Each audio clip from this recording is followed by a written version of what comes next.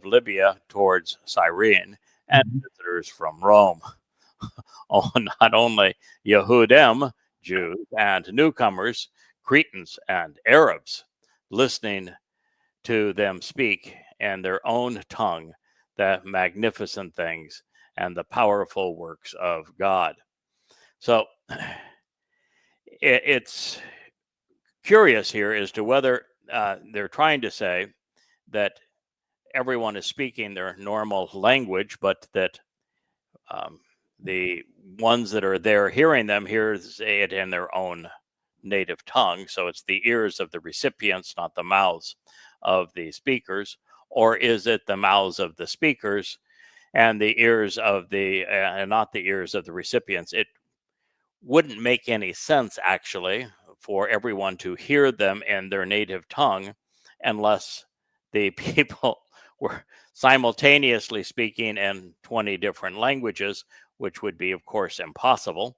And if they're only speaking in one language, then what was the Holy Spirit doing? Because they're only speaking in their one language. And now they're claiming that the Holy Spirit undid what Yahweh did with Babel, where he confused the tongues of men such that now it doesn't matter what language you speak, we all hear it the same. So it's a mess that they have created here. But as we continue with this, and gentlemen, I understand that we are broadcasting, and over my right shoulder here, I can see both of your handsome faces. So I know that you're able to hear this. I unfortunately can't hear you. Hello, Kirk. So one can only speculate as to how it would have been possible for so many magnificent and powerful works of their Theos, God, to have been conveyed in so many different languages without a single one of the inspired speakers even bothering to document the momentous occasion. So how can you have all of this wonderful stuff that was supposed to be conveyed about the glorious things that the Theos had done, and there isn't a mention of a single word? That reeks of fraud, of course. And yet, that is the reality of this situation. Like so many of what's found in the Christian New Testament, there is absolutely nothing to corroborate the alleged birth of the Christian religion, apart from incredulous hearsay, specimens of this ilk. And even then, this was written 4 decades, 5 decades later, in a language that was not even included among the 17 that were listed, and by the man who wasn't among the jibber jabberers. Even if we were to play along, these were inconsequential expressions, not powerful works of God. Further, this goes against what Yahweh did in Babel. Why would the Almighty do an about face and facilitate what he had deliberately confounded? So, while it would have been impossible, even for a multilingual witness, to know if this had occurred, the overall point was implausible, especially with the pretense of authenticity inherent in the details. Among the most glaring issues, the Romans were not visitors, and Yehudim were listed twice, while their language, Hebrew, was not mentioned once. Those from Mesopotamia would have spoken Aramaic, a language which was very similar to Hebrew, making Parthians, Medes, and Elamites verbose, while the absence of the Persians was a significant slight. Arabs, in this case, speak a corrupted form of Hebrew. Similarly, insignificant places like Cappadocia, Pontus, Phlegra, Pamphylia, and Cyrene were listed, while the people responsible for the lingua franca of this region and of the emerging religion, the Greeks, were not. So why do billions of people believe such verbal diarrhea? That's a lot of mistakes for a short list, especially when it was conceived to infer that there was a miracle afoot. What's good is being able to speak many languages, even when everything being conveyed is obviously a lie. These Christians have reconstituted the very problem Yahweh sought to resolve 4.5 millennia prior in Babel. Now, had this been written, the disciples, in addition to their native Hebrew, now spoke Greek, Latin, and Aramaic, and had it been attributed somehow to the Shabbat harvest 2 millennia hence, while not believable or valuable, it wouldn't have been so obviously fraudulent. One would have been hard-pressed to find anyone in Jerusalem who was not conversant in one or more of these languages, making them useful among supposed fishermen. In this passage, the Greek word proselyust is transliterated in most English Bibles as proselytes. Then those who aided and abetted this misleading transliteration erroneously defined that word as converts to Judaism, and thereby misconstrued the intent of Shabbat. This day neither marked the birth of the church nor the transition from Judaism to Christianity, as Catholics and Protestants profess. Equally relevant, Jews did not and do not proselytize. Paul's rants against Judaizers were therefore delusional and likely the result of his personal paranoia. Now, addressing the lack of sanity inherent in Luke's hearsay reconstitution of this day, the beneficiaries of Shabbat, should this have been a premature fulfillment, would not have been just few and far between, because it's literally 1 in a million that will avail themselves of this kind of harvest, according to the second statement that Yah etched on the first tablet. They would have gone as and out of this world. Therefore, the supposed disciples could not have stuck around as participants. Further, since Luke's fanciful portrayal of Peter's narrative relative to these non-events fails to mention Pesach, Matzah, and Bakorim, which are solely responsible for the Shabbat harvest, everything that follows is ignorant, irrational, and invalid. Now, while most anyone can attend the party, there are some baseline requirements for benefiting from Shabbat. These include knowing and using Yahweh's name, along with the familiarity with and acceptance of his Torah guidance, which is where the Mikre are explained. Excuse me, the beneficiaries will all be covenant members who have walked away from religious influences, affirming that they could not have been starting a new religion on this day or on any moed. They will be en route to Yahweh when this is fulfilled. And for this to occur, each will have accepted the 5 conditions of the covenant and will have benefited from the first 3 moed mikre. Everyone will be circumcised too, none of which is mentioned because this religious charade was being presented as misleading. In fact, Paul actually wrote, if you're circumcised, that his Christ can't avail you. And that being the case, then there is no access to eternal life, because the only means to eternal life is through Passover. Sporadically and sparingly, to the great chagrin of the religion claiming to have been born this day, the message of the Torah and Nambi has been conveyed to those willing to listen by spirit-filled men and women who are cognizant of the conditions and benefits of the Bereth and Mikre. As a result, Yahweh's family is inclusive of the people from, different races and places. Everyone is welcome so long as they come via the Torah through the Moed Mikre and accept the terms of the covenant. All arrive the same way. We have to embrace what Yahweh is offering and accepting in return. what he is requesting, we must know and acknowledge.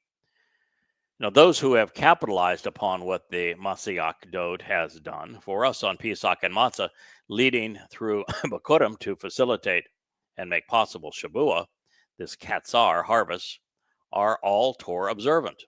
They're Torah affirming, while Christians are not. We know that the 7 Shabbats is an annual party where those who are related to Yah invite their friends to celebrate the good news. A path home has been laid out at great cost. It's toll paid by the Zeroah so that we might journey free of encumbrances. This is the day of growth, of enrichment, where we enter Yahweh's presence. It is for all people, all places, and all time. And like all things, however, that pertain to the Moed Mikre, it is being sponsored by the house of Israel. Gentlemen, it just dawned on me that, today was a really dark day for the United States. I don't know if you saw the press conference of Zelensky and Donald Trump, but they would have done well to have this same audio glitch that we're having right now. And neither one of you witnessed it. Probably good for you. Maybe many of our listeners have. It was a place where, had there been no audio feed, everyone would have been better served. It's a really sad day when we have a president of the United States and a visiting dignitary, a president of a country that has squandered, I think it's now $200 billion from the United States, $250 billion from Europe, another $50 billion elsewhere, has been squandered in this war. And best count is 1.2 million people have been killed or tragically wounded. Carnage has been egregious, and it's a proxy war that is basically the Cuban Missile Crisis played by idiots. And when we realize that it's a proxy war, that the United States, particularly John McCain and Lindsey Graham, George W. Bush, and then followed through the Obama and Biden administrations, have been orchestrating for 15 years now, calling for, where there was never any chance of success. There is no scenario that plays out favorably in this war. Thus far, 1.2 million people have had their lives snuffed out or completely ruined by the degree of the casualty. And even in this day and age, $500+ billion is a lot of money to squander. Yeah. And we're nowhere. And the thing that was so sad, it was, guys like John McCain and Lindsey Graham that were old Cold War warriors that wanted to give Russia a black eye. And so they orchestrated this entire thing. And there's not only video of John McCain and Lindsey Graham telling the Ukraine 10 years before this event that their war would be our war and that we would give them whatever weapons they needed to fight Russia a decade before Russia was taunted into invading. And then we have now videos of John McCain there at the coup, at the time that the elected government was overturned, which even Russia has presented U.S. State Department cables saying that we armed the opposition, we funded the opposition, we deliberately tried to overturn the pro-Russian elected government. And John McCain is there overlooking the square with his camera, videotaping it. And then after all of that, these nimrods didn't think it through. So let's say that Russia prevails in this war. Then you've squandered, by the time it's over, 1.5 million lives, 2 million lives. That's a lot of people. And then you squander, $700-800 billion. And Ukraine becomes part of Russia all over again after all of that loss. How is that beneficial? And if Russia were to lose, countries like Russia just don't, put their tail behind their legs and run away, particularly since they would have only lost because Well, the United States and Europe provided billions and billions of hundreds of billions of dollars worth of weapons, including cluster bombs and long-range missiles. So you think that Russia is just going to say, well, you got us on this one. We're going to fold up and let you just go ahead and destroy us. No, they have the largest nuclear arsenal in the world. They're going to use it. So the consequence here, you are risking the annihilation of the earth to play this stupid game. And then you lied to everybody that making Russia out to be the aggressor. Listen, I don't like Putin. Putin was, I don't know if he just showed his hand or if he was forced into it, but when with all the sanctions, he was, had really very little choice but to form even a tighter alliance with China, North Korea, and Iran. And one of the unforeseen circumstances, well, I saw it, but the Nimrods that started it, mostly Republicans, but some Democrats, Trump just wasn't in on that deal because he wasn't part of the original founders of this group of Republicans. But you're looking at all of this and you're saying why? We're just risking world war, nuclear war, and there was absolutely nothing that could be gained. And the fuse was started when we said, yes, we want Ukraine to be part of NATO. That was George W. Bush. And it just went from there. And no one bothered to recognize Ukraine is the country in Europe that is the most graft-ridden. It's relied on foreign loans for since its breakaway from the Soviet Union. And if it wasn't for the infighting as to who would supply those loans that would never be paid back, we wouldn't be in this situation. So it's astonishing that America can so effectively lie to most people and make it look like we're the good guys defending liberty and what's so all, and that Putin is the dictator as the aggressor. Now, as I say, you can't be a friend of Putin, because if Iran ends up with nuclear weapons, it will be because of this stupid war, because we put those two together such that Iran's not going to continue to support Russia and the Russian economy this way and militarily without a quid pro quo. And the quid pro quo would be to finish their nuclear program and give them delivery mechanisms. So I'm just astonished that we can constantly elect people term after term who will risk the world this way. But then, you have this meeting and Zelensky does the ultimate no-no with a narcissist, and there's no one that could claim that Donald Trump's not a narcissist. Whether he's a psychopath or not is open for discussion. We'll find that out later. But he's certainly a narcissist, and with a narcissist, you don't talk over him. You don't try to embarrass him. You don't tell him he's wrong. And Zelensky did all of these things.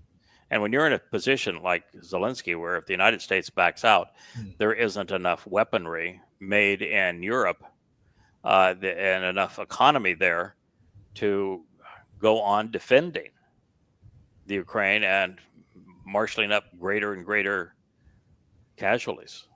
And so he's in a position where he's can't afford to upset the United States, and yet Trump was really disgusted by him, and it's worth seeing, because that whole episode ended very badly. And then, as I understand it, the Ukrainian delegation was actually told to leave the White House by Rubio, the Secretary of State. Wow. The reason we talk about this kind of thing now is that something tragic is going to happen on Shabbat.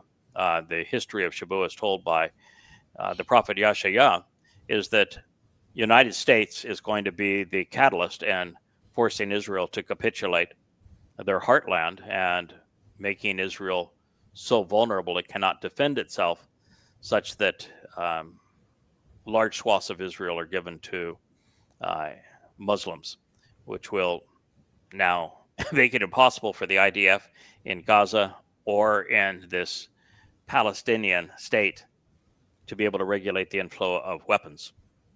even on the other side in Judea and Samaria, they would not be able to go in as they can now and eliminate weapons. And so you're going to have millions, probably 4, 5, 6 million Muslims armed to the teeth. And not only coming to Israel from the east and the west and from the north, but also from inside Israel. And this is something that Donald Trump, because of his timing in office, we know he's going to be the one that plays Neville Chamberlain. And it's going to start a world war. And what we witnessed in the White House today clearly shows that he does not have the wherewithal to avoid it. He just doesn't prepare. It's like when he off the cuff told in his press conference, Netanyahu, that he was going to turn Gaza into a resort. And then when that was incredible, he doubled down on it and said, "Oh, no problem. We're going to move the Gazans out." But that's impossible. They'd rather die than move because they want to be close to Israel so that they can kill Jews. They're born to kill Jews. They're indoctrinated to kill Jews. That there's nothing else they want. They don't want to move out to the Emerald City in the Sinai. The Egyptians aren't going to take them. And if they were to take them, which they wouldn't, and you wouldn't have enough Gazans that want to move. And therefore, how do you move these people, particularly with Hamas shooting the ones that do move in the back, and the rest of them would rather be run over by a bulldozer than be pushed into the Sinai. And if they ever did that, then you'd have no way to preclude them being armed to the teeth. And now you'd have 5 million Muslim jihadists with a supply of weapons that could not be restrained. It is a recipe for disaster. And yet that's where this president went until it realized, okay, there is no way. I'm really wrong. I can't convince Egypt. I'm really wrong. I can't convince Jordan.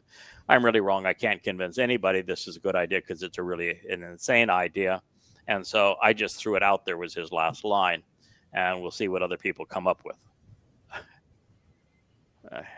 You can't act that way and be the president of the most powerful economy in the world and the largest military in the world. This is, what I witnessed today was insane. And it all points to how, with that level of just ignorance, how it is possible, actually, that Donald Trump could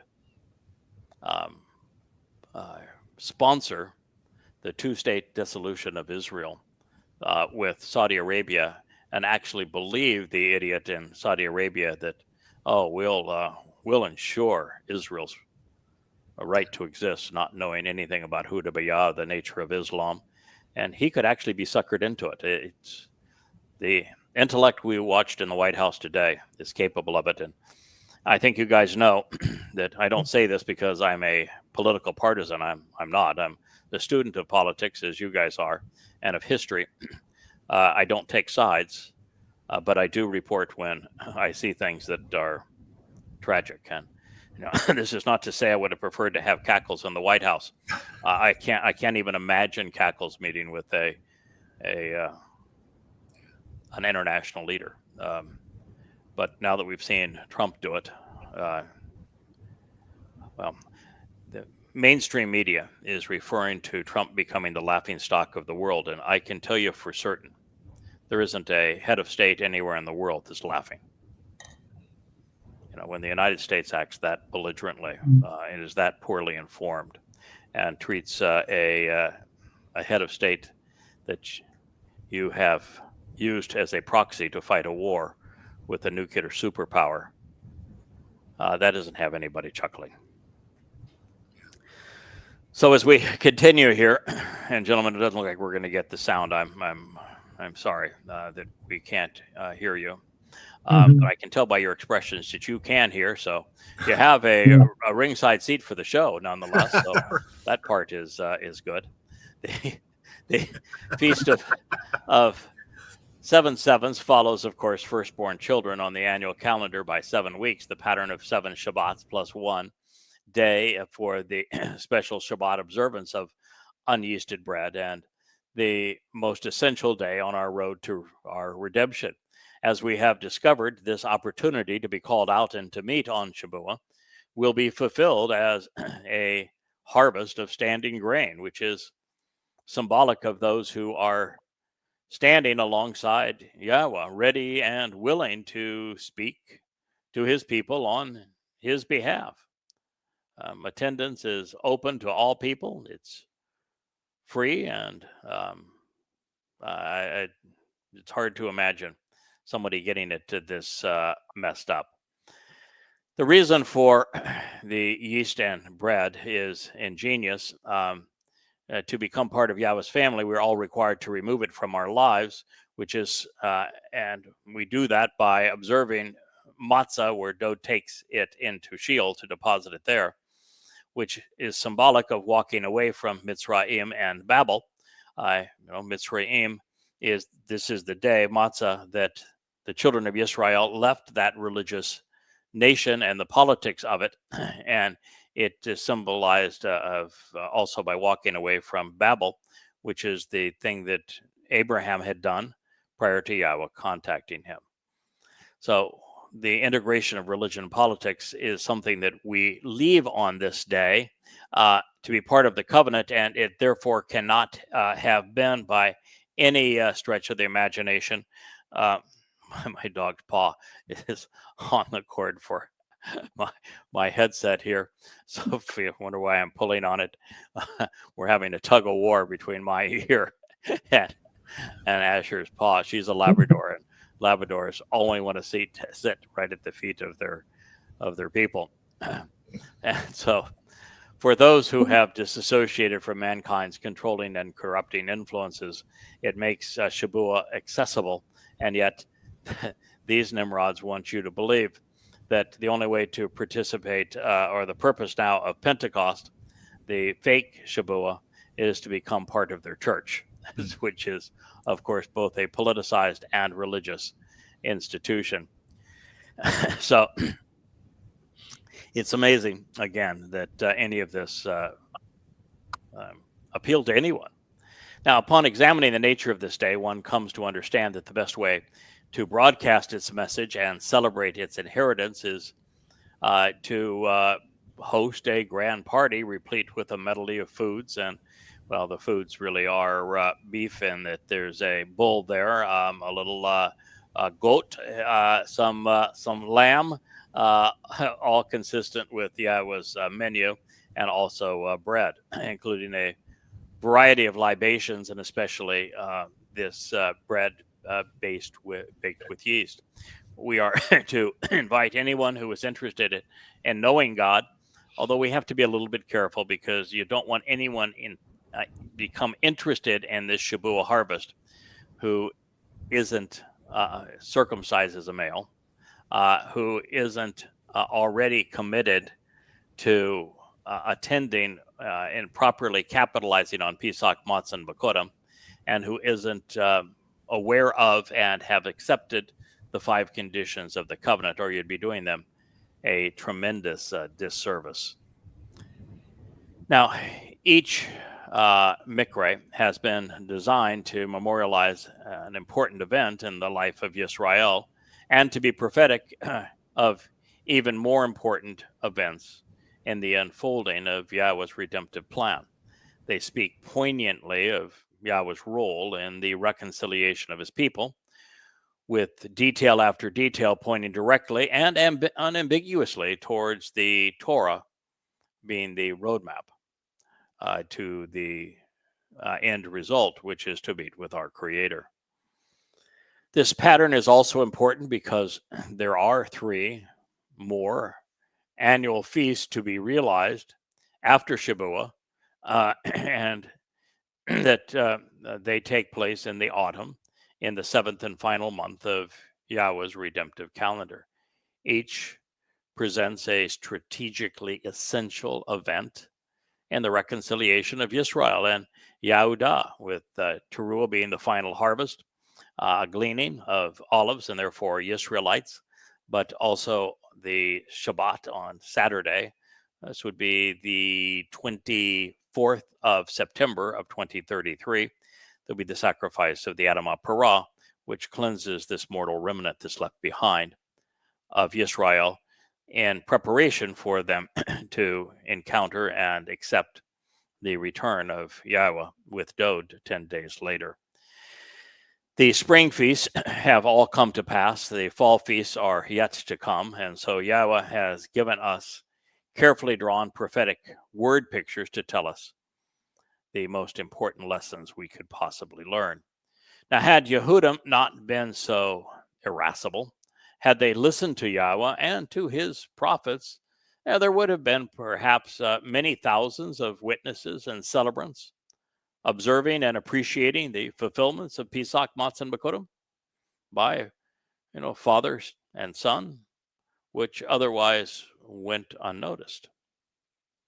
This suggests a number of things, all of which are illuminating. First, the revelation that Dod is Gabriel, God's most capable and courageous man, that he offered through Daniel a timeline and a depiction of specifically what he would do as the Messiah.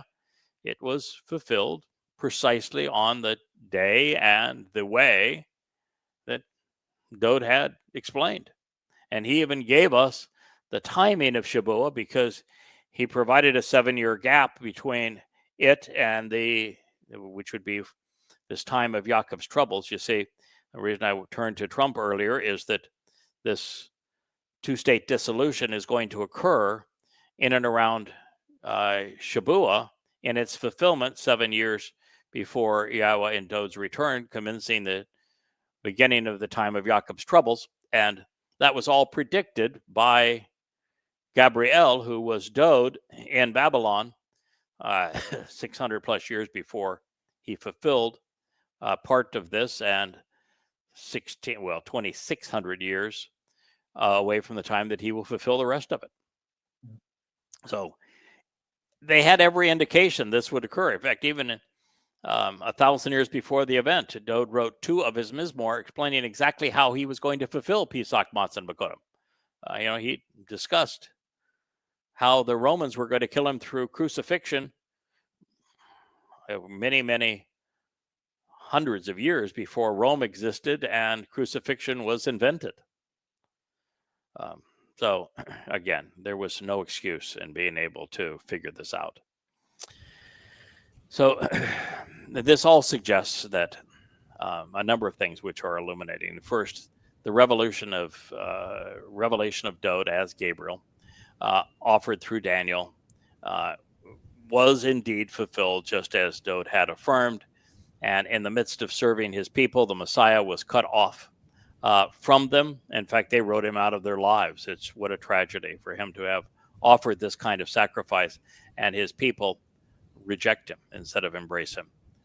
The result, there would be no additional prophetic revelation from Yahweh until he returns. Second, during the next 20 centuries, at least apart from father and son, no one would recognize the fulfillment of the first 3 Mikra, nor would they anticipate the fourth. And until we had written probably 30 some odd of these books behind me, and rewritten a number of them multiple times, and have translated most of the Torah and prophets, and then derived insights from them. Gradually, we built a base where we came to understand more and more of how God's plan was ultimately fulfilled and enabled. And this led us to the realization that Dod had indeed volunteered to serve as the Pesach El, and that he would have 3 lives, not just 2. And that by doing that, we have the opportunity not only to capitalize on eternal life and perfection and being part of Yahweh's eternal family, it makes this Shabuah harvest possible. And now you know the timing of it, since Dod fulfilled the first 3 in year 3000 Yah and told us the timing of this one. We can put all the pieces together, but fellas, we were the first ones to do this now in 2,500 years. Yeah. And it shouldn't have been that difficult. It was all there. It's just amazing that no one figured it out. Most certainly didn't know when these events took place or when the rest of them will be fulfilled. Third, well, the Zeroah, the sacrificial lamb of God, made the sacrifices during Pesach, Matzah, and Bikurim to open up the doorway to life and to enable our perfection so that we could enter through it and be welcomed into Yahweh's family and home. He was the initial beneficiary, of course, of Bikurim as the Bakor. However, since Shabuah is a Bikurim harvest by Yahweh's own definition and explanation, the seeds he has sown have taken root and are now producing fruit. Dode was the firstborn of the covenant, and he embodied and enabled this for us today. Fourth, the Torah, Nabi, and Mizmor from Yahweh. Actually, from Moshe all the way to Malachi. It's 1,000 years of prophetic revelation. The sum total of Yahweh's inspired revelation to his people. We come to know that God, our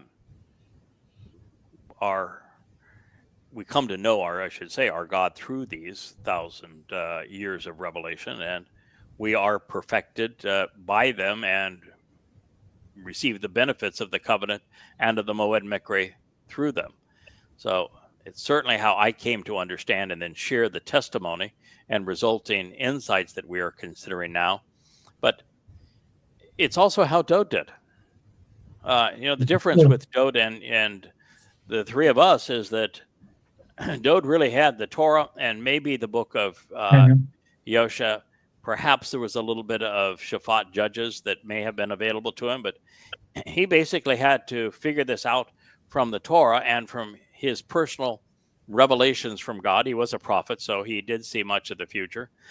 And he was the beneficiary of that wonderful speech in 2 Samuel, where Yahweh spoke of homes and who builds them, who lives in them, where he specifically said all of these things will happen to Dode and how he would be the one who will return and a seat of great honor. At that point of Dode's life, I don't think he could have fathomed that Yahweh would honor him in this way, because he and Yahweh weren't even on speaking terms at this point. Yeah. And it's because Yahweh gave Dode, who he loved, he even called him my beloved, my chosen one, he gave Dode a timeout for bad behavior. He had no issue with Dode having 7 or 8 wives. He just had an issue with the way he acquired the 8th wife, which was to send his general out on a mission that was likely to give him killed, so that his wife would be available to him, Bathsheba. So they were on a timeout at this point. And so all that Dode had to go by is what Nathan related to him, what he had seen previously as a prophet, and to read the Torah to realize something has to happen for me to be on the outs with Yahweh, to me having the seat of honor with Yahweh for all time, and to have all of the acclaim that Yahweh is affording me. And he just figured it out from reading the story of Abraham and Ishak on Mount Moriah. And I figured it out from there. He's smarter than I am. I'm sure he figured it out from there. Yeah. And from that point, he realized this is really the right thing for me to do. I can serve my God. I can redeem my reputation. I can earn everyone's respect. And I can serve my people, defending them in a way that no one ever has before. And he figured it out. He said, oh God, it's 2 horrible days, less than 48 hours, some 30 some odd hours. And if I do this and endure the agony for those 2 days, we're golden for all eternity. Yeah. Well, or so he would have thought. And the reason Dode becomes so frustrated in many of his Mizmor, his Psalms, is he saw that his own people rejected him. He went ahead and he knew that he was going to do this, and he knew they would reject him. And that was that is the tragedy of all this. It's why we're doing these programs, is to reacquaint Israel with not only Yahweh's name, but what his son, Dode, achieved for them. Again, gentlemen, it's I appreciate you hanging in there. You do have a good ringside seat for this program. Right. I wish it was more of a dialogue and not a monologue, particularly with the scratchy throat today. So thank you for hanging in there. It's nice to see your reaction, if nothing else. So when I look off from the camera, I'm looking to my friends. Fifth point here is that while God's testimony has been available to humankind for 3,470 years, beginning with the revelation of the Torah and then affirmed 2,700 to 3,000 years ago by Yeshaya and Daniel, depending on which of the two, or Dode, depending on which of the two text you're reading, everything these men revealed on behalf of Yahweh and Yehudim has either been ignored, misconstrued, misappropriated, all in the conception of Judaism and Christianity. And that's what we're trying to resolve. Sixth, since Shabbat exists to prepare covenant members for the Qatsyr and to be effective witnesses, and that part about being an effective witness is important because there's only 8.5 years left, and from the time of this Shabbat harvest, there's only 7 years left. Yeah. And I realize that both Dode and Yahweh made it pretty clear that the two witnesses will arrive, Elia and Yada, 3.5 years before Dode's return for the great homecoming. And 3.5 years in the circumstance that they're going to be in, sitting on top of the Temple Mount, cleared of the Islamic boils that are currently there, that's going to be pretty dramatic. And the world's going to try to kill them, and they're going to be essentially bulletproof. And so a lot will be accomplished in that 3.5 years. But I think to a very significant degree, Yahweh is not likely going to want 3.5 years to go by at the beginning of the time of Jacob's troubles, the most difficult time in the history of the world for his people, and have no one there to help them. Yeah. So I do think that there is a significant part of this where, as Shabbat says, it is a twofold 10 times enhancement. And so it is Bokurim is a 10-time enrichment, enlightenment, empowerment, and then Shabbat 10 times more. So it's 100 times, if you will. But then Shabbat is really 10 squared. So now we're at 1,000 times more. I do think for whatever period of time that from Shabbat to the time that we are returned, at least a team of us, that Shabbat is going to be that, plug in the battery, get recharged, and such that we're ready to go. We'll even have audio then, perhaps, and be able to do this, so we can actually hear one another. Seventh, I can hear you. there was no reason for or benefit to the Greek misrepresentation of Shabbat. Luke's accounting of events and acts is completely inaccurate. Moreover, there was no Jesus, no Christ, no disciples, no Pentecost, no proliferation of multilingual speakers, no church at the time, or inordinate hostility by Jews toward Christians, who also didn't exist at the time. On this day, the 24th of May on the Julian calendar, 7 weeks after the fulfillment of Pesach and Matzah, leading to Bokurim in 33 CE. So while it is trivial by comparison, there is a sinister religious proclamation which may have inadvertently arisen as a result of Shabbat, one which poisons 1.5 billion souls, to share Yahweh's message of reconciliation in the language of the Arabs, in Acts 2, 8 through 11.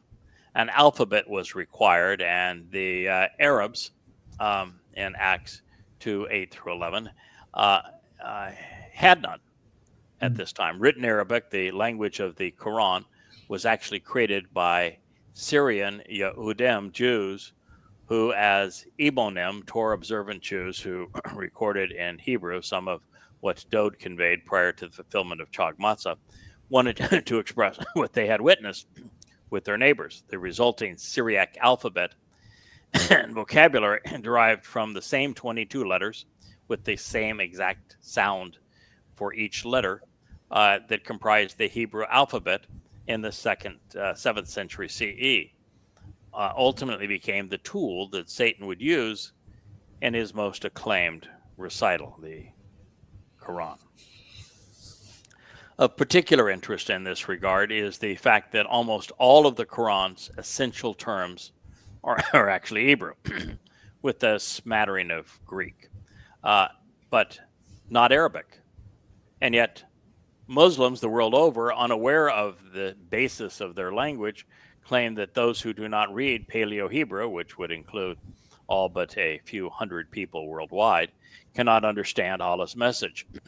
That would be untrue, because the best way to comprehend the Quran, besides reordering it chronologically and setting it in the context of Muhammad's life, as revealed in the Hadith, which is what I did for Goddamn Religion, it would be to recognize and appreciate the meaning of the Hebrew words which comprise the Quran recitals, which towards the end of the fourth and fifth books of Goddamn Religion, I decided, at this point, there's only like 5 or 6 surahs left.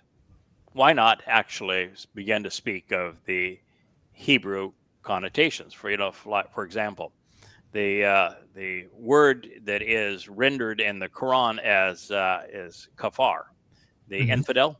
Yeah. Well, kafar is based upon the Kaporath and Yom Kippurim. It means to be reconciled. Yeah. So the people that Allah is ranting against, that he wants to torture forever in hell and he wants to kill, are the reconciled, the very people who have benefited from Pesach, Matzah, Bakorim, Shavuot, Teruah, and Yom Kippur, because he doesn't want anybody at the homecoming and family reunion on Kippurim, because if God doesn't return, he gets the earth to himself. Yeah. And he doesn't go off to Sheol. So, when you start understanding the words that comprise the Quran, you realize that kafar has the same meaning actually in Hebrew in Arabic than it does in Hebrew, upon which it's based, and it means to cover and to purge and to reconcile.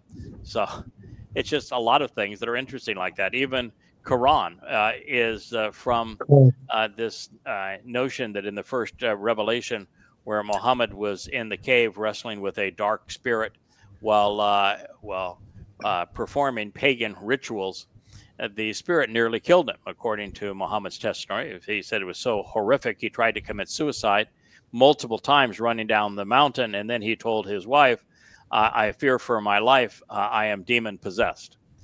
And during that brief encounter, an illiterate man was told on 2 occasions to Qara, which is to read. That's how Quran got its name, is from that, even though there was nothing to read. The first written Quran wouldn't exist for 100 years after that time. It's like reading the Christian New Testament. You just scratch your head and say, how can people be stupid enough to believe this nonsense came from God? So Quran got its name from Qara, because Muhammad, as an illiterate man, was asked to read that which wouldn't be written for 100 years.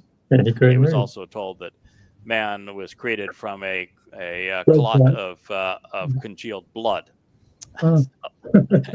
Of course, the pen was responsible for the Quran, not Gabriel or Allah, and that the pen, which by the way didn't exist at the time, had written the Quran before the universe was created. So that would be back 14 billion years ago.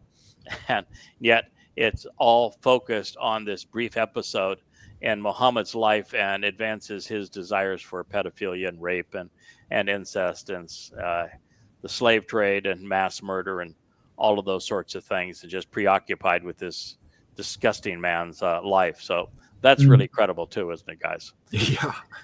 So we learned that Quran is from Kara, the very word that is so essential to Jews to know, because it forms the very basis of the path we walk to reconcile our relationship with YAHOWAH, the Mikra, which are based upon Kara.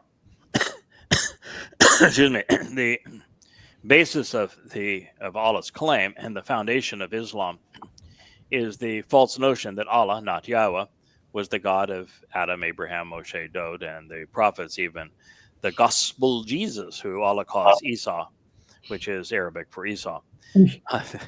Allah protests that his, I guess renaming him gave Allah his jollies, because Esau is the one person God said, I hate him.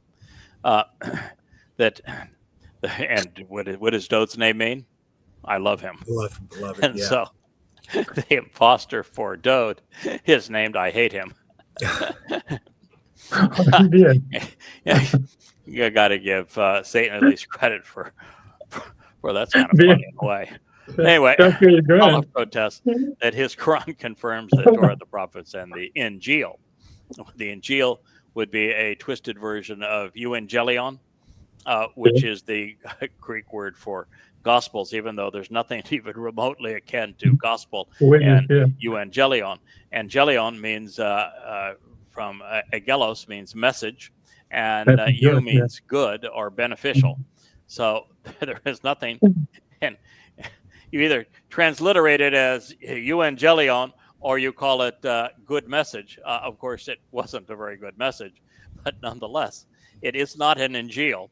And the moment you say that your Quran confirms the Torah and the Injil, then you are, of course, a dunderhead, because the New Testament was written to negate the Torah, and the Evangelion is a very small part and a come lately part of actually the Christian text, because the first 14 letters were written by Paul, and you wouldn't have your first Evangelion until two of Paul's associates wrote the first two Gospels as hearsay accounts about 10 years after Paul completed his last letter.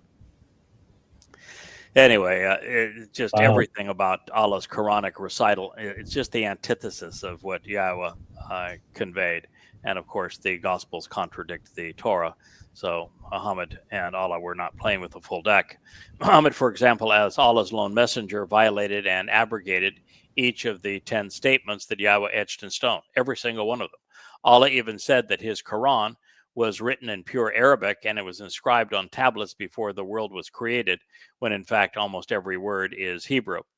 And the reason that the Torah, prophets, and Gospels no longer convey the same message is that in the 7th century, Jews living in Yathrib, this date farm town in central Arabia, today's Medina, they're the ones who changed and corrupted their scriptures to foil Muhammad, because Muhammad's version, the Jews read their Talmud stories. The Talmud's doesn't match the Torah anyway, and they picked the craziest of all of the stories of the Talmud to read to him. And Muhammad didn't have a very good memory, and he was really only interested in twisting them to serve his agenda. And so, you have this notion that's plastered all over the Quran, that the reason now that the Torah and the Quran don't match is because these very Jews that recited their Talmud to him and Yathrib changed the Torah. Yeah. Now, they would have been busy little beavers if they had gone to the caves above Qumran. They had found that the scrolls were there.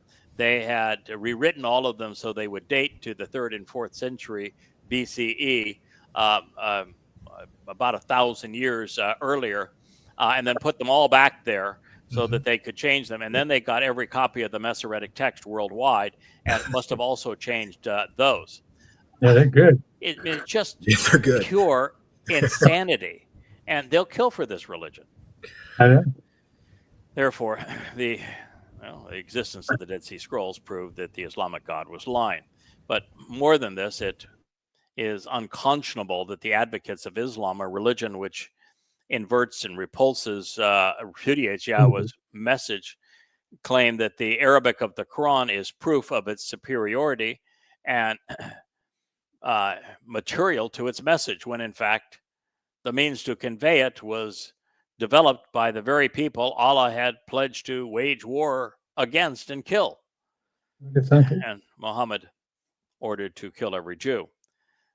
They encouraged rape, engaged in slavery, perpetuated genocide. It just goes on and on.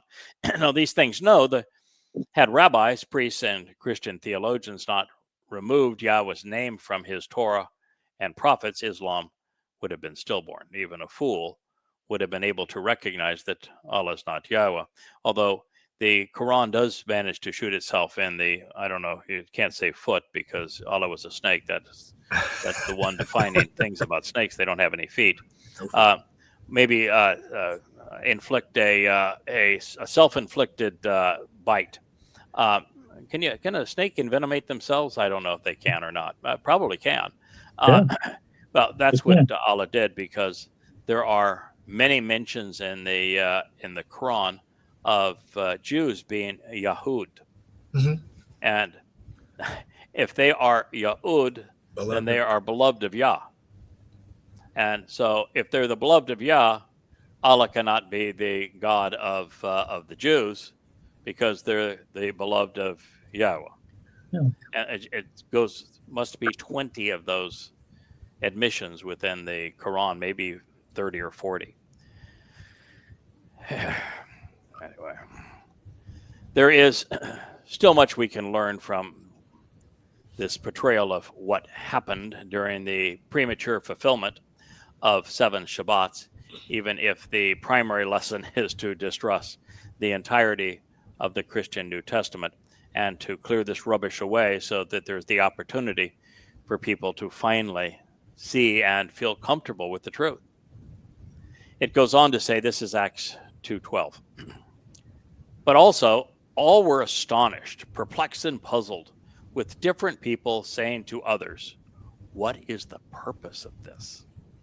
So, if you are claiming that this was the grand fulfillment of something really important, that everybody now would recognize that this is the fulfillment of something that was long expected, how could no one understand the purpose of it? Yeah. Either it was never predicted and they're scratching their heads and said, what in the hell is this? Or it was predicted and there isn't anybody smart enough to have read it or make the correlation. One of the two. Yeah. And of course, there is something pretty interesting, and that is that Peter's claims to validate this are going to come up in a moment. And he cites the prophet Yoel to say, yep, that's what happened here. I think there's like 2 or 3 words that were consistent with his story here that he used to do that. And yet, what is the prophet Yoel talking about? The last days. And it's over and over again that he's speaking of the time that is still before us, that is going to transpire over the next 8.5 years. Mm-hmm. And so you can't have people astonished and perplexed and puzzled saying, what is the purpose of this?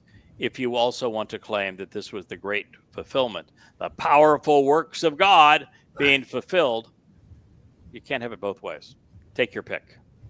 It's either something that just happened out of the blue with absolutely no support, which means there's no correlation between Christianity and the God of the Torah, prophets, and Psalms, and the whole religion is a complete farce and a lie, which it is. Or they could not have been pious Jews if they had no clue what was happening.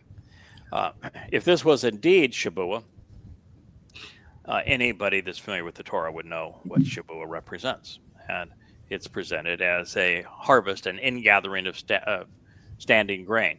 There is no mention anywhere of Shabuah being a international translation application.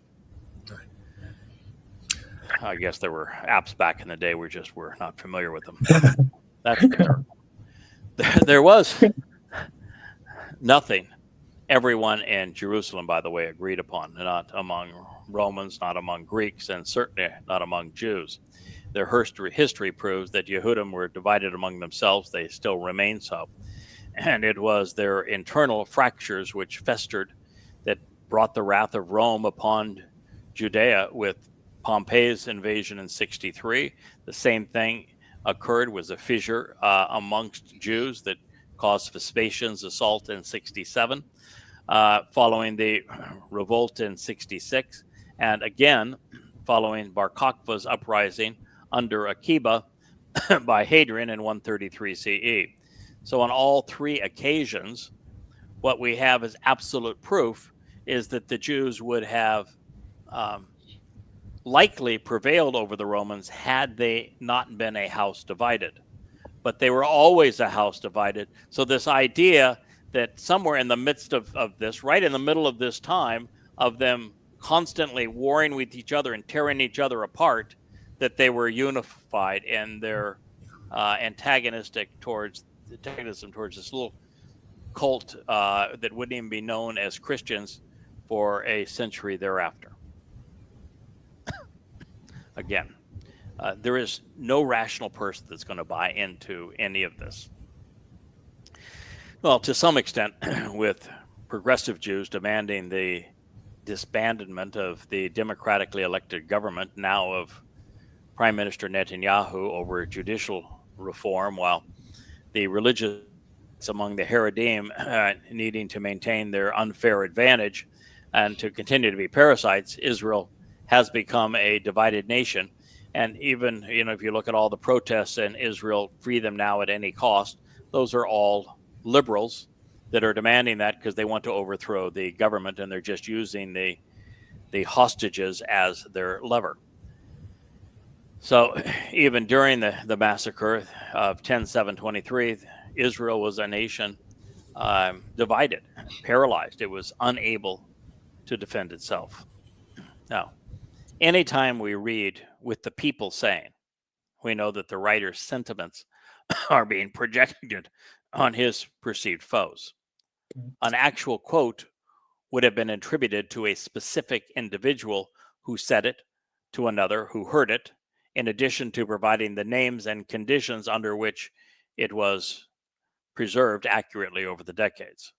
However, the Jews would have been the most unlikely individuals to have, they would have, been the most likely individuals to know the purpose of Shavuot.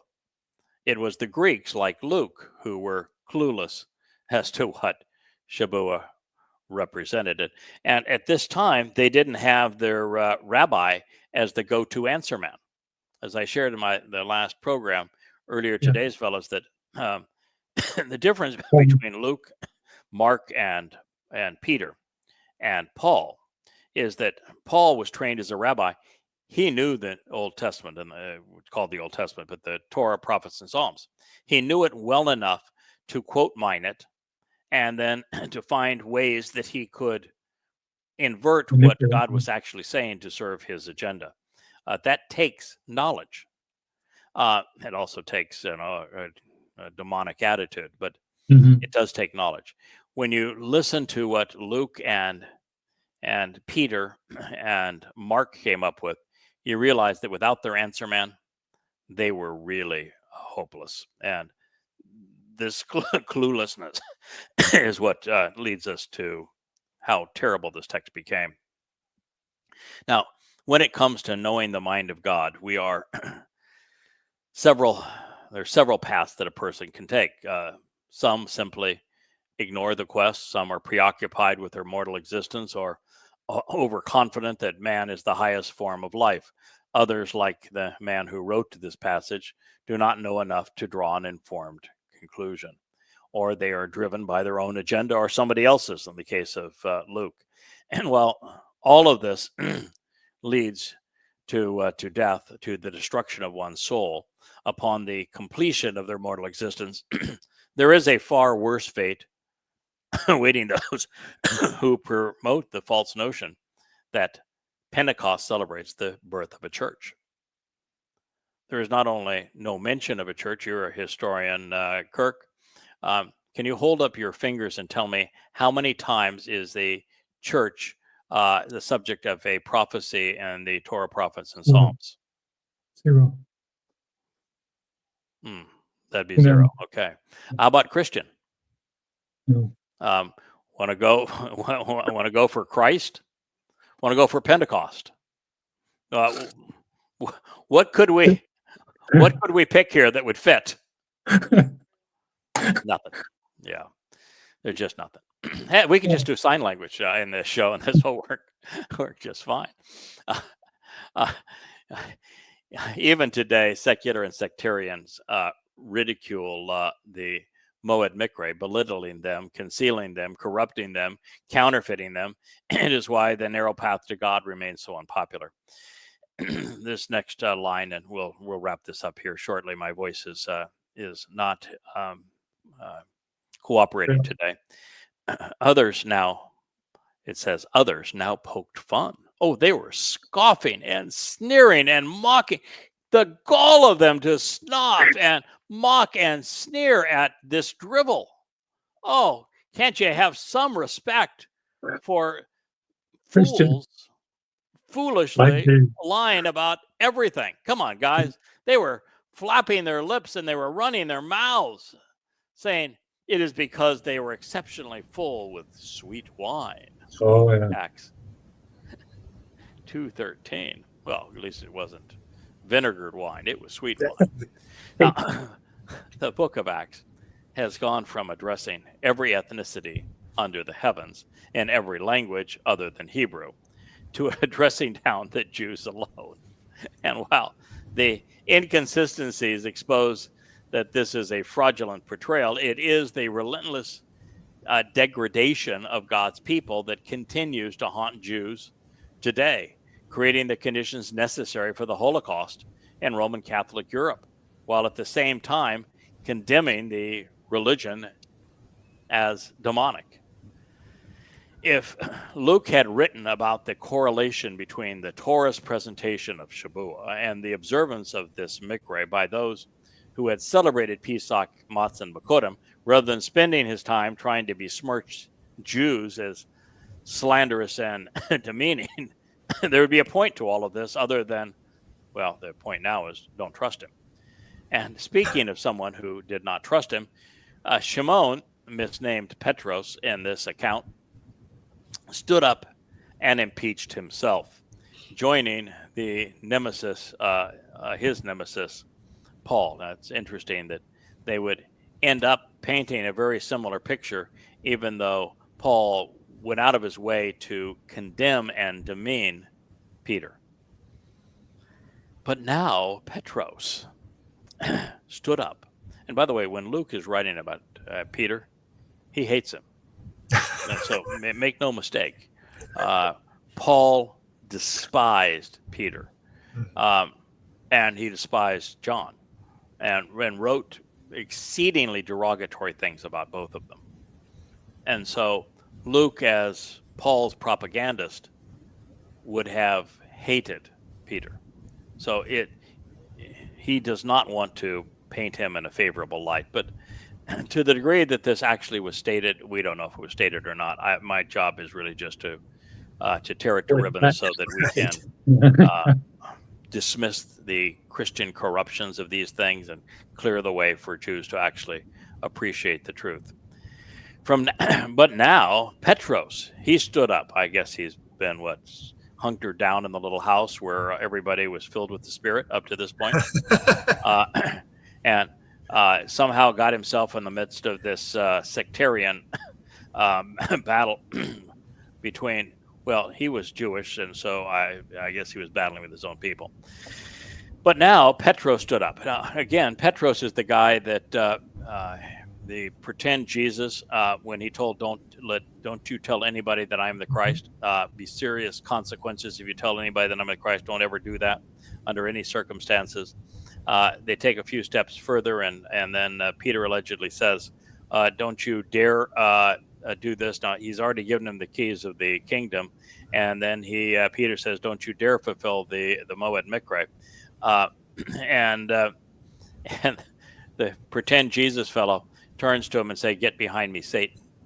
You have no idea what we're trying to achieve here." So that's this fellow right here, Peter, who Jesus is called Satan. Jesus. So Satan Peter stood up with the 11. Oh, with the 11. So that would be 12. I thought one of them was already, wasn't Judas, didn't he commit Harry Carey? I don't know how you could have 12 by this point. But nonetheless, Petros stood up with the 11, and he raised his voice and he spoke to them. Yehudim, men, and all who dwell in Jerusalem. Well, that would be a lot more than Yehudim. That'd be a hell of a lot of Romans. Listen carefully to my voice, and let this be known to you. Acts 2:14. Well, there, of course, was no Jew named Petros. It is a Greek name derived from Petra, meaning rock or stone. It was also a name of the pagan religious center where Islam's tribute to the rock god Allah was actually born, Petra. Yeah. Similarly, Paul, that's kind of funny, though, that is where the original Kaaba was. It was in Petra. And now the stalwart of this mocking religion is being brought to us by Petra. I guess it's another one of Satan's little jokes. Anyway, Paul similarly disowned his Hebrew name, so they had that in common. That was Shaul, not only because it was synonymous with Sheol, hell, but because of the many prophecies where he was specifically called out by name and condemned by Yahweh.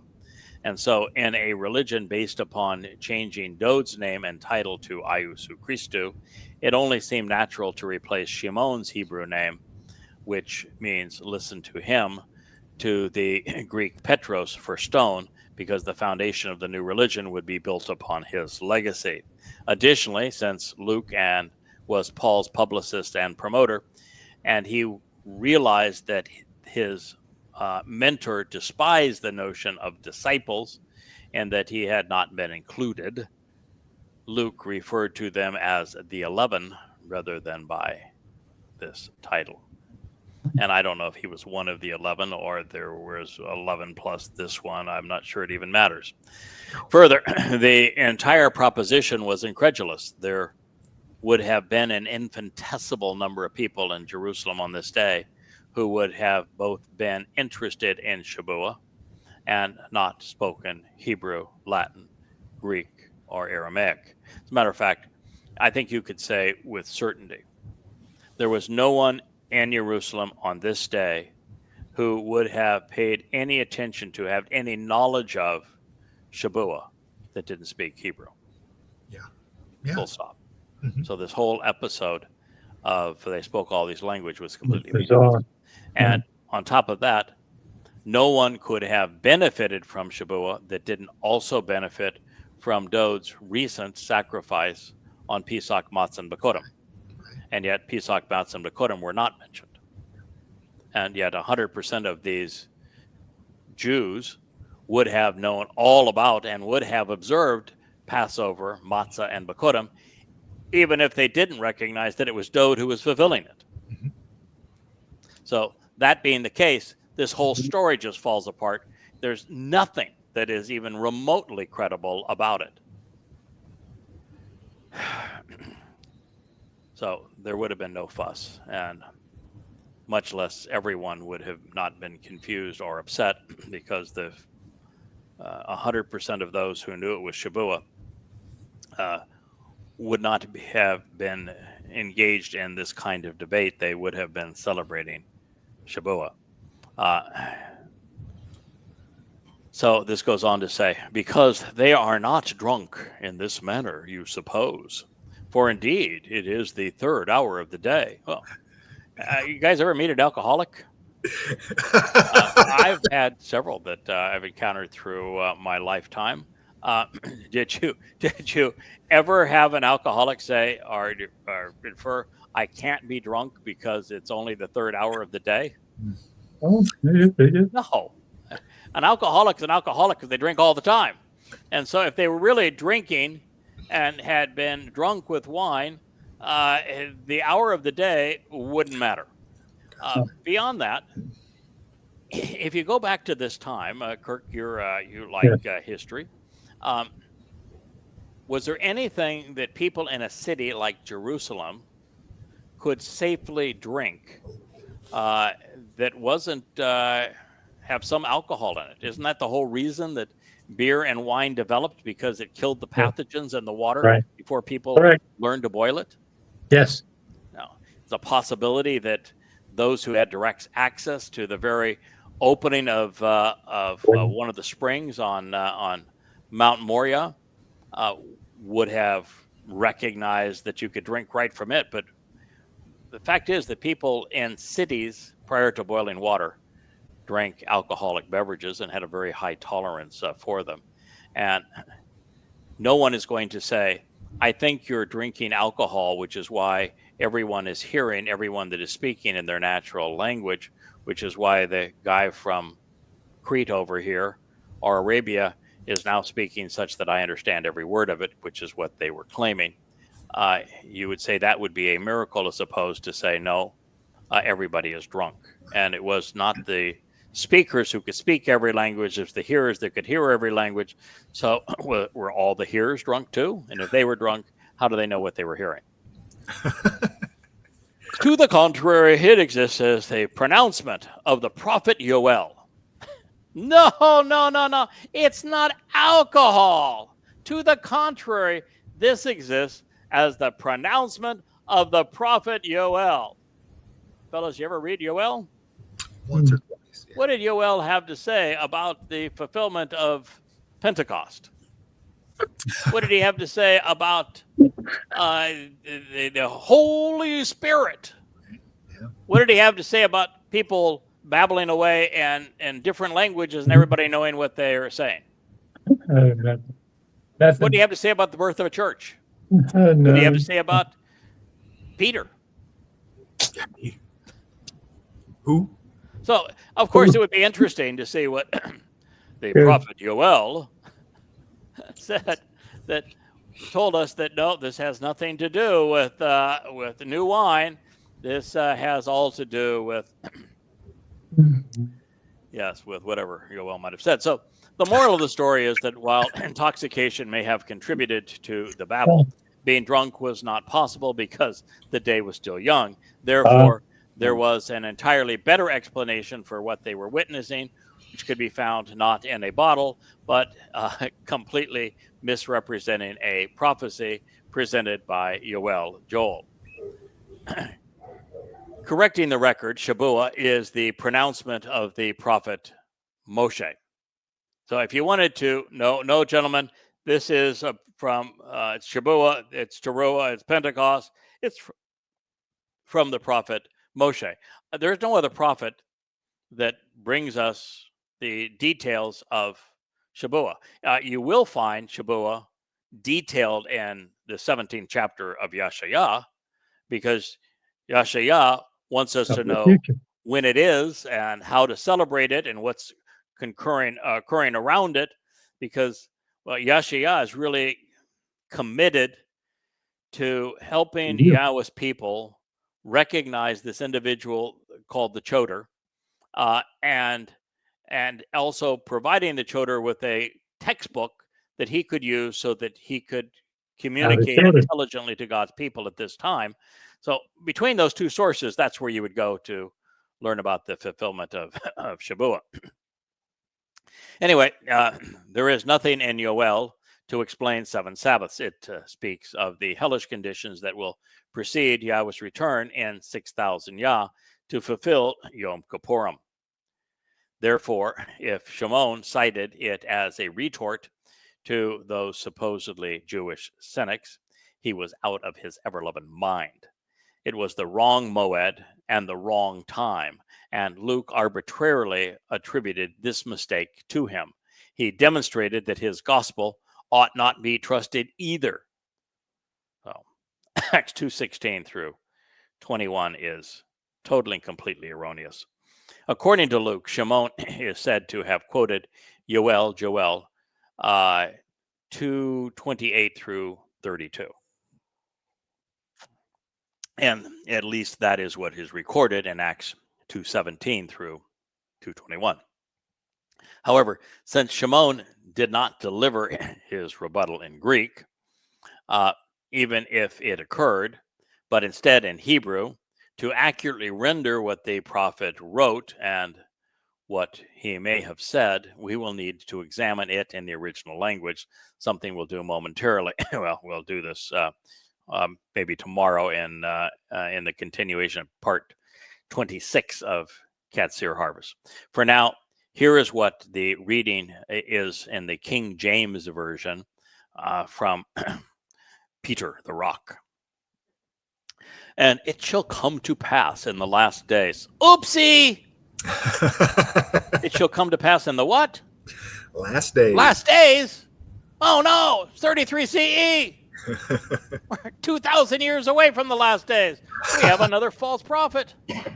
And it shall come to pass in the last days, saith God, I will pour out my spirit upon all flesh. By the way, that word is, I'll pour out my spirit on the Bashar. And your sons and your daughters shall prophesy, and your young men shall see visions, and your old men shall dream dreams. Wait a minute. Hey, where was there any place in the preamble to this that anybody was prophesying? Right. Was there any mention of people seeing visions? Were there any mention of young men or old men or of anybody dreaming? No dreams. So it doesn't even fit their own scenario. You'd think that if you're going to quote something and misappropriate it, you'd at least go back and copy edit the thing that you said was happening so that it would match the prophecy that you're misappropriating for it, but they didn't bother. Acts 2:17. And on my servants and on my handmaidens, I will pour out those days of my spirit, and they shall prophesy. Acts 2:18. And I will shew wonders in heaven above and signs in the earth, blood and fire and vapor and smoke. Acts 2:19. And the sun shall be turned to darkness and the moon to blood before the great and notable day of the Lord. Acts 2:20. And it shall come to pass that whoever shall call upon the name of the Lord shall be saved. Acts 2:21. Was the sun darkened? No. In fact, could the sun ever be darkened on that? No. Was the moon turned to blood? No. Is the Lord called the Lord by Yoel? No. Yoel, by the way, means Yah is God. Yeah. It just as a helpful hint there. Should you prefer a more literal and accurate rendering, this is what was actually said. And it shall come to be. This is in Greek now. So I did my own translation of the Greek. I must have been crazy back in the day that I took the time to actually translate the Greek, but I did. And it shall come to be, it shall exist in identical fashion. In the final days, God, which is from Theos, says, I will pour out, I will bestow, spill, literally distributing from me my spirit, pneuma, upon all flesh, sarks, physical bodies, and corporeal, mortal, human nature. Your sons and your daughters will speak inspired utterances, will proclaim what God's once known.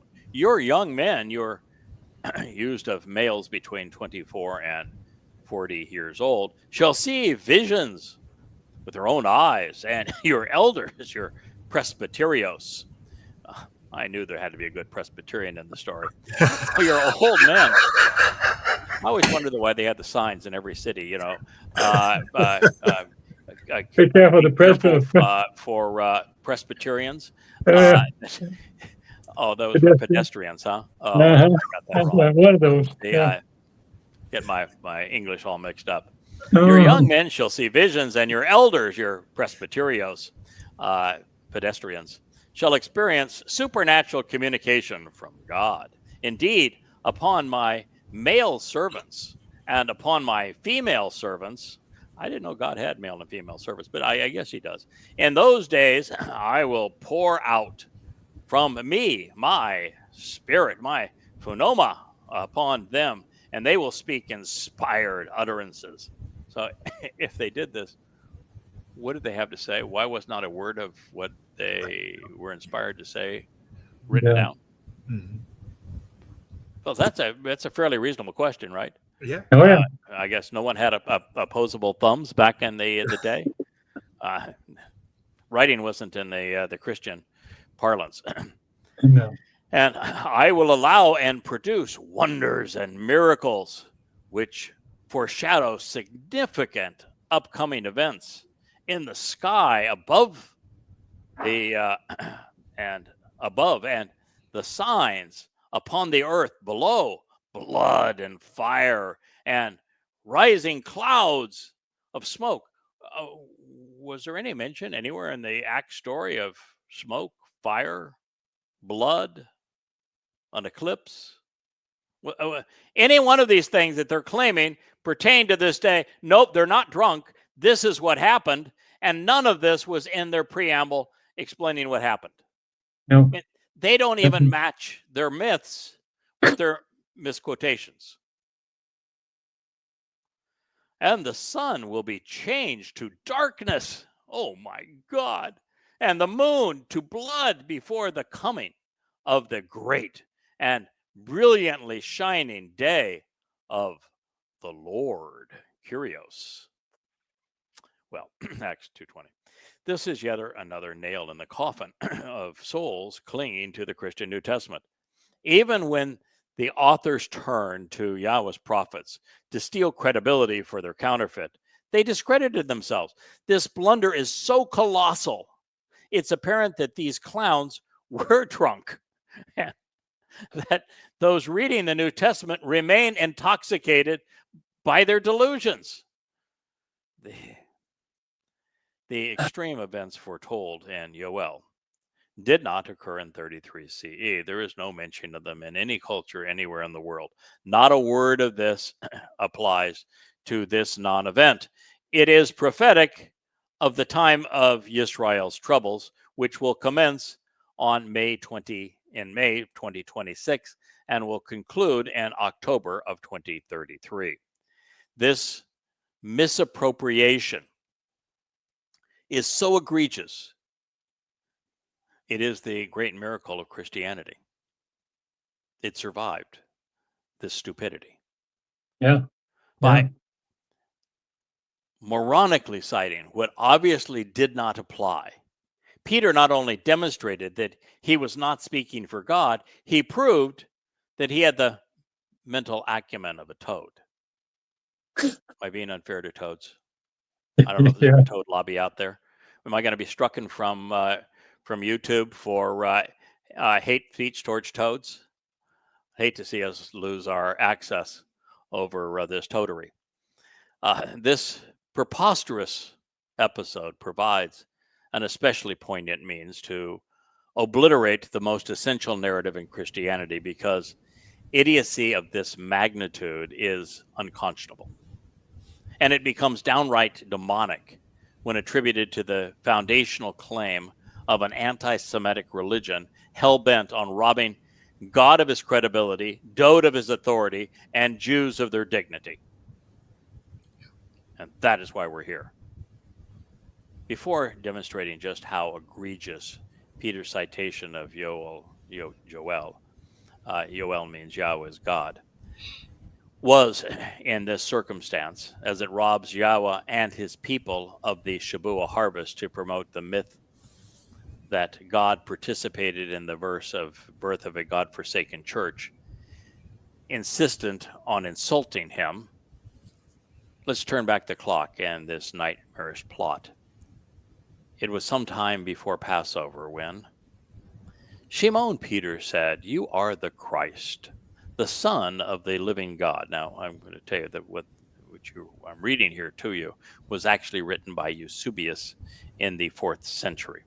But nonetheless, it was backdated to this time and put in the Codex Vaticanus and Sinaiticus, where this is the first time that this reads. It does not appear in any of the 1st, 2nd, 3rd century or even early 4th century manuscripts. So it was written by Eusebius. Okay.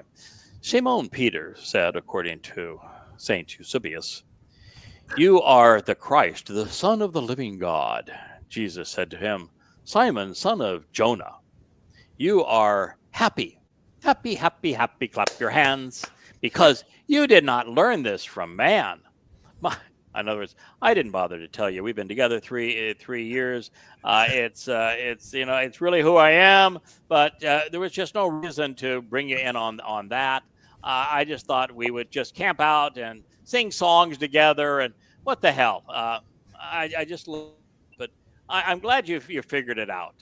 Nicely done there, Petros.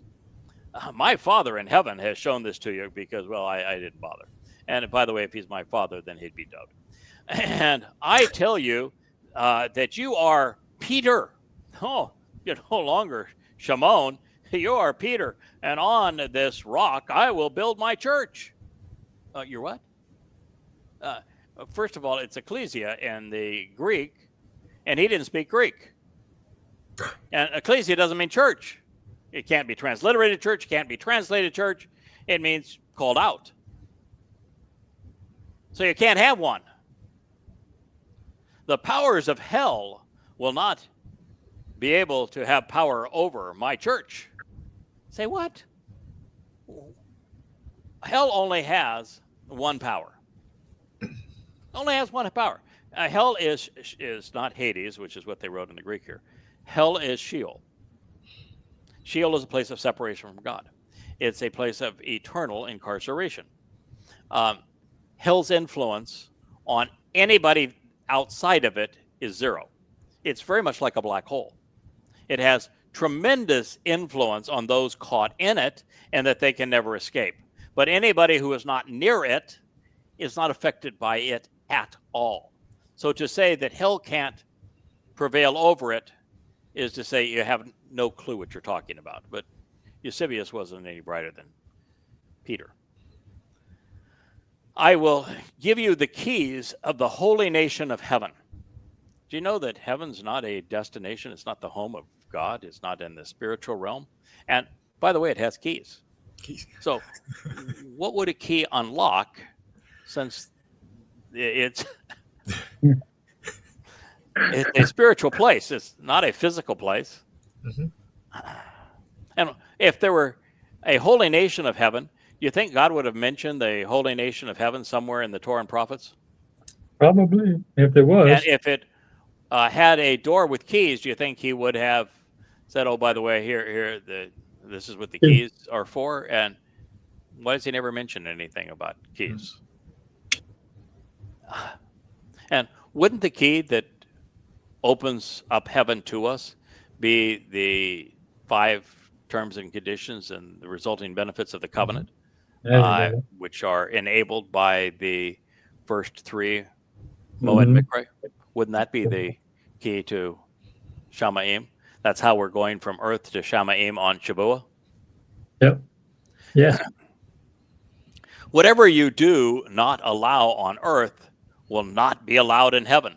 So, in other words, God in eternity in his home is going to determine what he can and cannot do based upon this man that this guy just called Satan.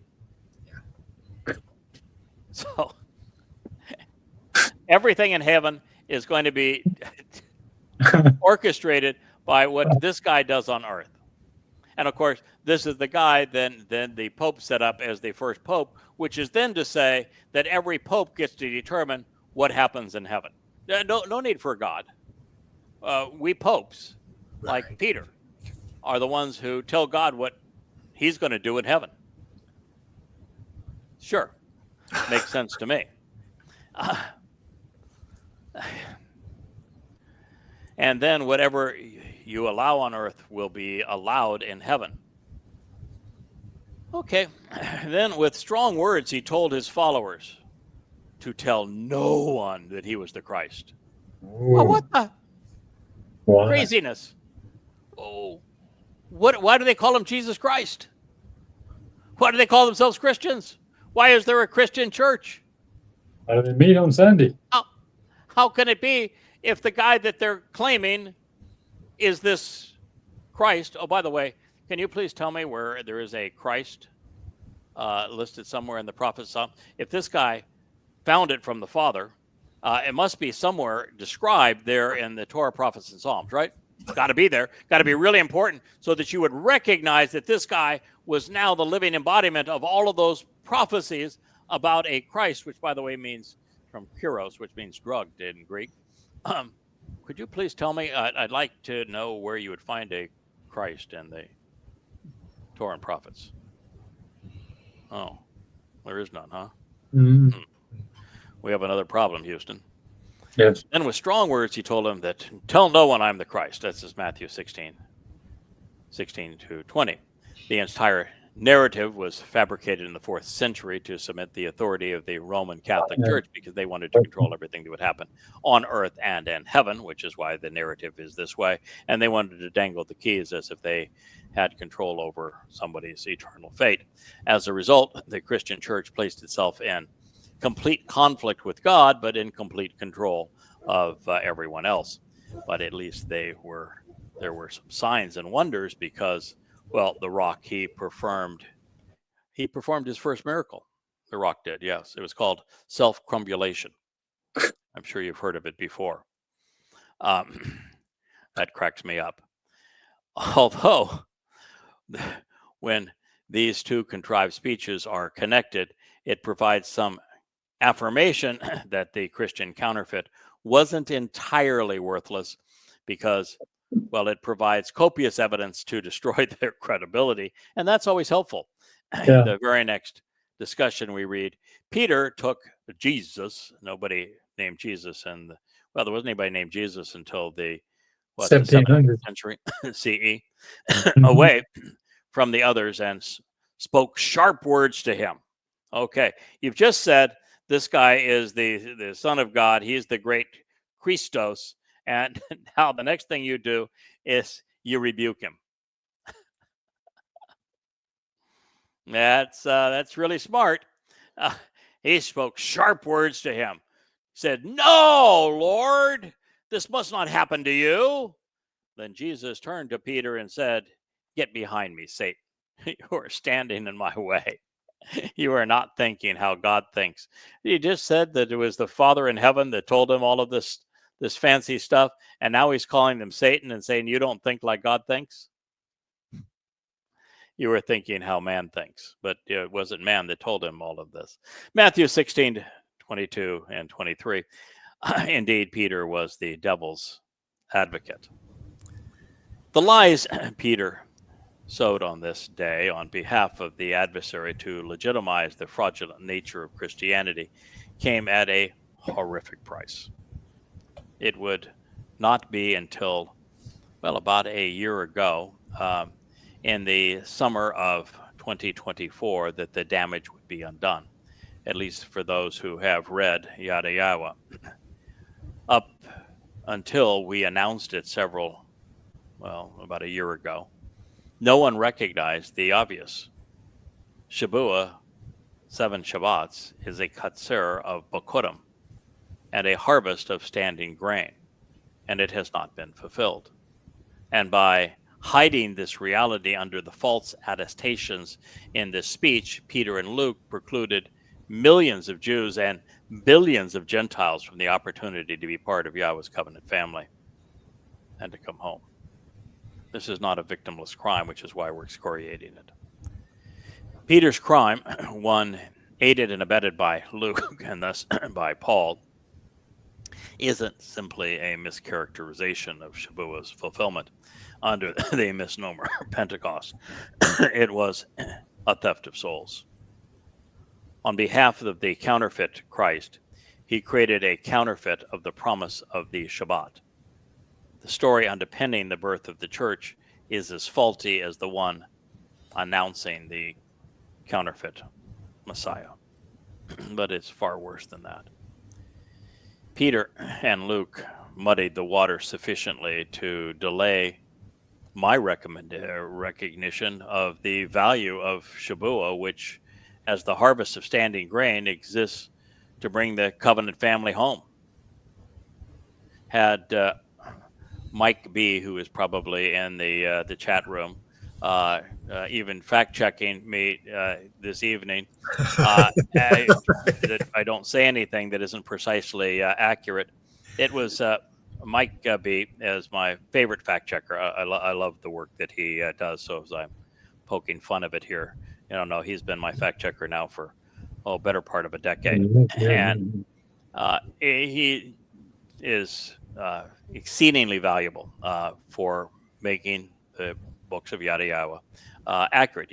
You can't write 20,000 pages with as many details as I provide and not have a fact checker. Donald Trump would have done well with one today too. I don't know why Mike doesn't apply for that job for Donald. Anyway, I guess he already has a job. Yeah. But Mike was the one who reminded me that 7 sevens is an ingathering of varieties of wheat. And when he said that, and it's not barley, and therefore it was not fulfilled. And it was then that my whole mindset began to shift. And as he was making that correction, and I realized, if it's wheat and Bakurim is barley, we have a problem there. Dode would not have fulfilled it. And then the next was the realization that this wasn't just a renaming of Shabuah as Pentecost. This was not a mischaracterization of a prior fulfillment. This was a complete and utter fabrication of everything. And now what we really needed to do was to throw away it all. There was no Jesus. The New Testament is a nothing but a pile of lies. Now you've got to come a long way in your understanding of God in this culture to recognize all of that. No Jesus, no Pentecost, no nothing. And now you're not trying to explain Pentecost or Shabuah being fulfilled and they misinterpreted it. You realized, no, it wasn't fulfilled. And this whole account is just nothing but rubbish. So it is as a result of that I was able to correct a previous statement, which was about 99% accurate, which said that Dode fulfilled Shabuah. The reason I say it's 99% accurate is that Shabuah is a Bakurim harvest. Shabuah is only possible to those who benefit from Pesach, Matzah, and Bakurim. Had Dode not fulfilled Pesach, Matzah, and Bakurim, there would be no Shabuah. And had I not recognized what Dode had volunteered to do in fulfilling Pesach, Matzah, and Bakurim, and the role that I've been assigned to play to announce his return on Kippurim, and particularly the role as the Adamah Parah on Towrah, and how Towrah clearly has to take place immediately before Dode's return because of the sacrifice of the Adamah Parah, and what Yahweh does with it, and Elia does with it, that is reminiscent of what he did 2,888 years ago. It becomes obvious that Shabuah is the middle candle on that menorah for a reason, and it's the one that is set apart by 7 years from the other, which means that the Qatsyr harvest is on our immediate horizon, not in our distant past, and it will be fulfilled on the Shabbat of Shabuah, May 22nd, 2026, just 7 years prior to Dode's return with Yahweh. Fortunately, Mike's timing was perfect because I was in the midst of composing this repudiation of Pentecost at the time that he was fact-checking something I had written and a rewrite of Questioning Paul as Twistianity. I'm always kind of a book ahead of where the guys are were fact checking me and doing their edits. So by the time I had produced a mountain of evidence with the proper conclusions could now be drawn, all by translating Yahweh's words to prove it. Moreover, it still was uncomfortable accepting the responsibility for cultivating this result, especially when I had attributed it to my king, and I still do. I mean, Dode is the one who enabled it. I'm just the dancing guy on the leash there that says he's the one, and this way, go this way. I'm a herald for these events. Now I'm more than a herald come Towrah, but on Shabuah, I'm God's tour guide. The one reading the signs, saying the signs point in this way. So thankfully, we have a devoted team, and we were able to correct the presentation of the Shabuah Qatsyr and the Teruah Lakot, and time to avoid disappointing our God and our King. Otherwise, I might have prematurely directed our attention past the Shabbat harvest to the gleaning on Teruah. And if not for retranslating Yahowah 17, which was really the key text, when I got into for the rewrite of the 5th volume of Yada Yahowah called Qatsyr Harvest, this one here, I had to retranslate everything. I really wanted to make certain that we had this accurate, because you're making an awfully bold statement. And when you make a statement that's bold, all the pieces have to fit into place, and they all had to be accurate. And I did my homework for a matter of weeks and found out that, yes, all the pieces do fit into place. But it was this retranslation of Yahowah 17 that just opened the floodgates of our understanding, because Yahowah goes through the timing of the Shabuah harvest, the timing of the Teruah harvest, and speaks of them as future events, where he ties the Shabuah harvest to the dissolution of this two-state dissolution, the tearing of Israel apart, to make it exceedingly vulnerable at the beginning of the time of Jacob's troubles, where thereafter the floodgates of Muslim jihadists enter into Israel and wreak chaos upon God's people, and how this leads then to the Teruah harvest and to the sacrifice of the Adamah Parah. So at that point, all of the pieces fit together. The last important pieces of the portrait that Yahowah was painting came together, and that was really the point, fellas, where shortly after that, and we got books like this rewritten to do that. And this book doubled in length with the rewrite, because it was important not only to get it right, but to have every possible detail of it down for people to read. What happened as a result of that is Yahowah said, all right, I do want you to rebrand the books. I want you to get the lion off the top of it. I want you to put my menorah, this menorah here, on the top of these books, and I want you to rebrand them. But what I really want you to do is to stop writing and start speaking. And it was time for us to look Israel in the eye. We had done the homework. I was now as God said, you are the books, and everything that you have learned and you have translated and you have commented on, all of the insights, they're all in here. They're all in here. Share them with my people. Look them in the eye. Talk directly to them.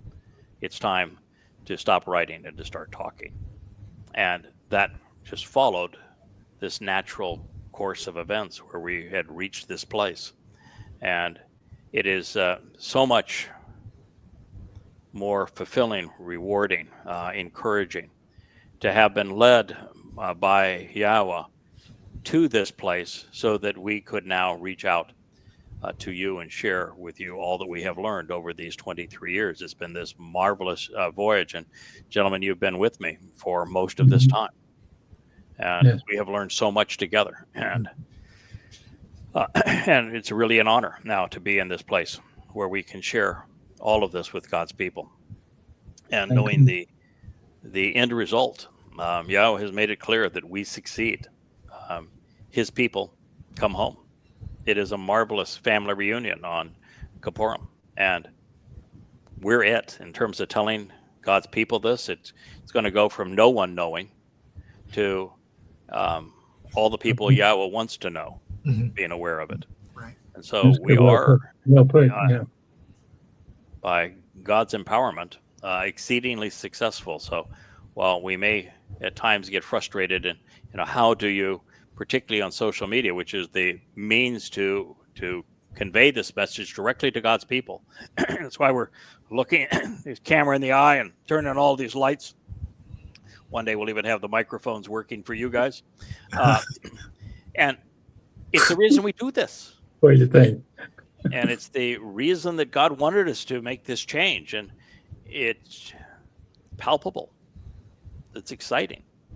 And it's ultimately rewarding because God has so many prophecies about what would have happened had we not engaged in this way, and what now will happen because we did. And we're going to be very much like, Dode. I mean, not to the extent Dode fulfilled Pesach, Matzah, Makotim, gave us eternal life, made us perfect in God's eyes, and made it possible for us to be part of his covenant family. God literally says that the covenant came into being through Dode. But it wouldn't have benefited anyone, Right, unless we engaged in this way. Wow. And so we get credit with God, really, for reintroducing his name to his people, for clearing away all this religious muck so that the truth about Dode and what he accomplished could be known and his people could capitalize upon it. And so there would be participants in the Shabbat harvest and the Towrah gleaning, and those prepared to benefit from the Adamah Parah, such that there would be a marvelous homecoming on Yom Kippurim, and we could all live happily ever after, beginning on Sukkah. All Right. of that is now possible, not just possible, is inevitable, because God chose to Do work this. with us in this way. Wow. Wow. And so that's the story. Wow. Well, I want to thank you guys. You chatted my ear off, but it's been fun. I actually kind of like the gestures. Oh, we got a sign here. You have to put it right in front of your face there, Kirk, for us to be able to read it. Okay. But thank you very much. I'm sorry we couldn't hear your lovely voice. Oh, that's a B minus. No, it's a frog. I don't know what you have to do to get a good grade around here, but I want to thank you for listening. Is that like getting on a 1 to 10 scale of being an Olympic athlete? Is getting a score of 6? 6.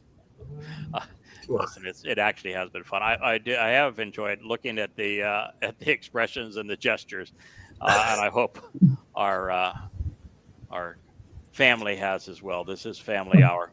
We thank you for listening. We will continue this tomorrow and every day thereafter until we have walked you through all 825 pages of Shabbat, and everything that we know about this incredible time, also about Towrah and where it leads. So thank you, gentlemen. It's my pleasure to be with you. Thank you, Kevin. To one and I all. appreciate you. Yeah, absolutely. The end of Family Hour and the YAHOWAH blog, this episode of Qatsyr Harvest. Good night. Good night. Night, Joe. I'm going to hang up now.